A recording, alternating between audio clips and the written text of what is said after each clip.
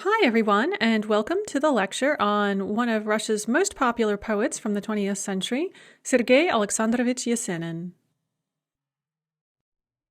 Yesenin is unusual amongst the authors we've studied so far in that he was from a peasant family, not just a family that was from peasant stock like Chekhov, but a family that were peasants when he was born. He was born in 1895 in the Ryazan region, and there's a picture of the house he was born in there on the slide. And he attended local schools as a child. He probably was also very precocious and talented, like most of the poets we've discussed so far. But he was from a peasant family out in the provinces, and he went to a local school and didn't really have the chance to distinguish himself the way poets from more upper-class families did. He had to wait until he had finished secondary school and become an adult. In 1912, once he had graduated from secondary school, he moved to Moscow. He started off working at a butcher shop, and then he began working at a printing house. And he also enrolled in a university and tried to do some university studies, like some of the poets we've seen. He had an interest in higher education, but didn't really have a lot of follow-through. He was primarily interested in his poetry, not in getting degrees. He initially struggled to be published. His first poetry was published in 1914, and he almost immediately began seeing success once he was able to get published. Although his early poetry did meet with some success, he grew disappointed with the lack of reception that he got in Moscow, and he moved to Petrograd, as it was then called, in 1915, where he soon fell in with poets from all across the spectrum. He made an excellent impression on all kinds of important poets, including Blok and other symbolist poets, also Gorodetzky and other Acmeist poets. He befriended Akhmatova. He became known to Mayakovsky and the Futurists, whom we'll discuss soon. And he made a big splash in Petrograd.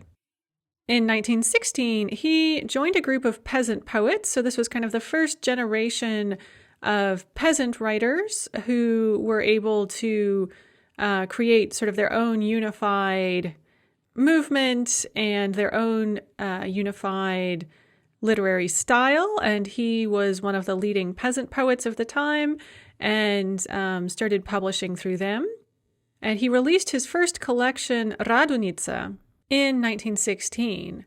Radunitsa, or Radonitsa as it's sometimes called, is the day after Easter. There's no equivalent in English or in Western Christianity. I guess the equivalent would be Easter Monday, but this is a kind of a folk pagan holiday that comes right after Easter in Eastern Slavic cultures. And that's what he called his first collection of poems. It was well received. That same year, in 1916, he also attracted the attention of the Empress Alexandra when he recited some poems for her. And so he was quickly becoming a big star in the poetry world. At this time, Yesenin was drafted, and he ended up serving briefly, but he supported the February and October revolutions and left imperial service, or sort of deserted imperial service, to go serve the provisional government. He was only ever kind of supportive of the Bolshevik cause. He supported the provisional government. He supported some of the liberal, non-Bolshevik groups that were involved in politics at the time. But he was only ever sort of a Bolshevik, but he was enough of a supporter of the revolution to get away with it at the time. And he became increasingly popular and prolific throughout the Revolutionary and Civil War years.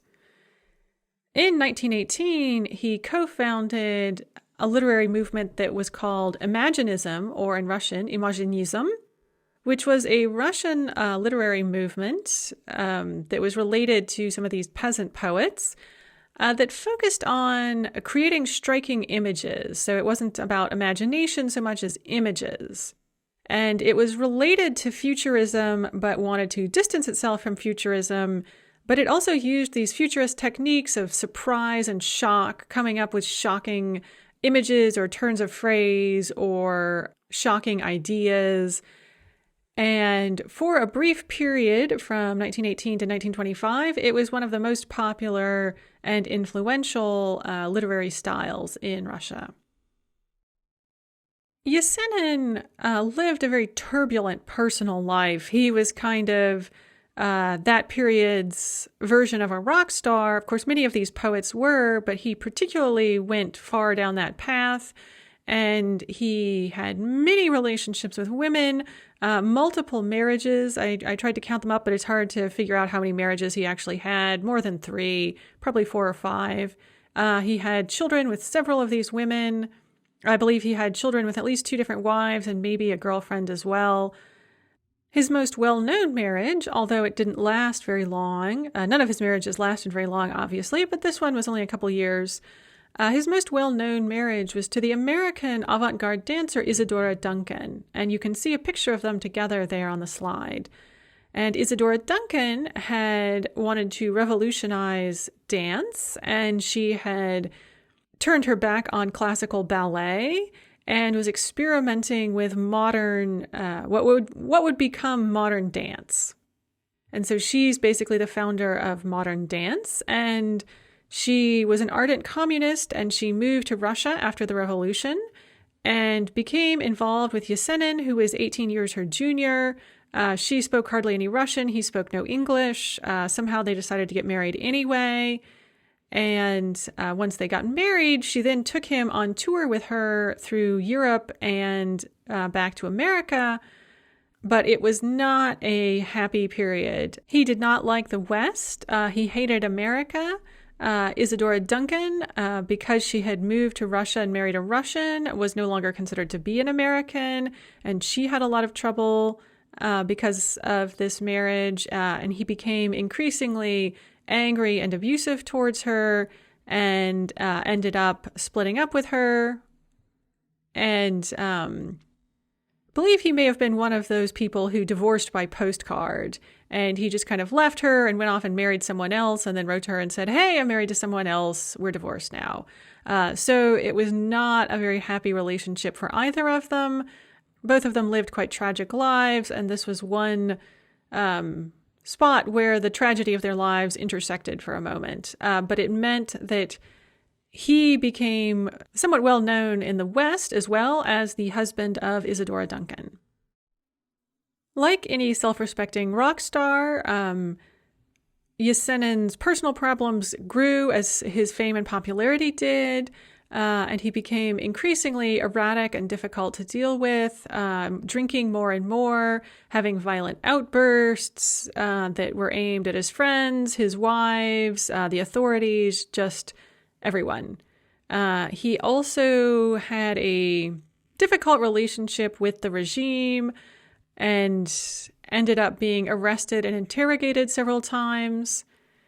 And all of this led finally to him committing suicide in Leningrad in 1925 after writing his suicide poem in his own blood. So he lived a very short but turbulent life and ended it on a bang. He definitely subscribed to the credo that it's better to burn out than to fade away. Before there was Neil Young and rock and roll, he was living that lifestyle himself. And his suicide note became a famous poem, and it is one that we will read as part of this section. So what was his literary legacy? Asking what Yesenin's literary legacy is kind of like asking what Jim Morrison or Jimi Hendrix's legacy is.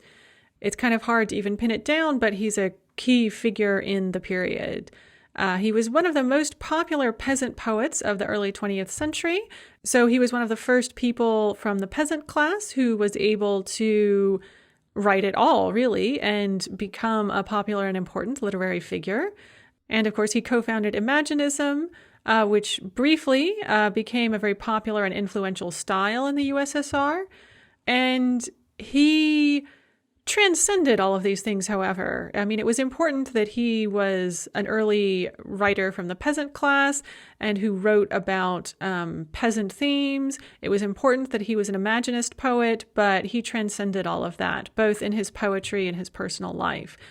He became very popular during his lifetime and remained extremely popular throughout the 20th and 21st centuries. Some of his stuff was repressed by the Soviet Union, but his poetry was published pretty much throughout the Soviet period. It continues to be published and read today, and he's considered to be one of the most quintessential Russian poets, that his poetry is strongly Russian and of the peasant class and deals with very Russian themes and Russian imagery. It's very much centered in the country, even though he actually spent a lot of his adult life in the big cities in Moscow and Leningrad. But his poetry has these strong country themes to it, and he's seen as speaking for the Russian countryside and the Russian land and the Russian people.